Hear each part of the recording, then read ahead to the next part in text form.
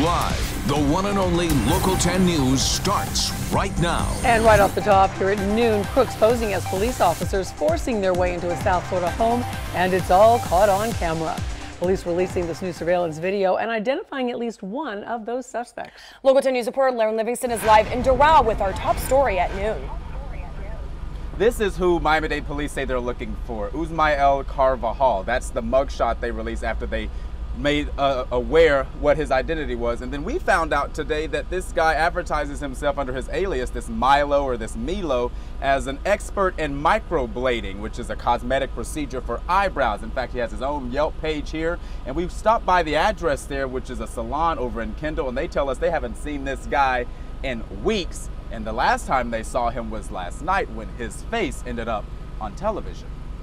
They're dressed like them, they're armed like them, but these are no officers of the law. Just the opposite. The real police say once these guys kicked their way into this Southwest Miami-Dade home, they cuffed the homeowners, forced them to open a safe, all at gunpoint.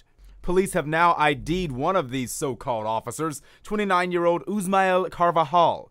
Police say he's the one in the vest there with a badge doing all the kicking. I am absolutely scared. I'm frightened now. The investigation started last Tuesday around 3:15 in the morning, leaving this neighborhood on edge. The two crooks took off with cash, and at the time, detectives could not say if the get-ups were costumes or real, but the crime certainly was, and so are the consequences. You see the police, you think, oh, they're here to help me, or something happened, and you feel vulnerable to let them in, and then they're nobody.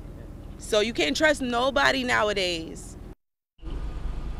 We also stopped by a last known address for Uzmael Carvajal. It was a condo in Kendall, and a neighbor tells us that he hasn't lived there or been there in quite some time, but that his mother lives just down the way from there. And then she tells us that late last week, she saw a number of police officers outside of that home, likely as a part of this investigation. But right now, no word on where he is or that other individual who's in that video with him. But if you have any information, you're encouraged to contact the Miami-Dade police as soon as you possibly can. You can submit that information anonymously via their Miami-Dade Crime Stoppers tip line. For now, we're live here in Doral. Lauren Livingston, Local 10 News.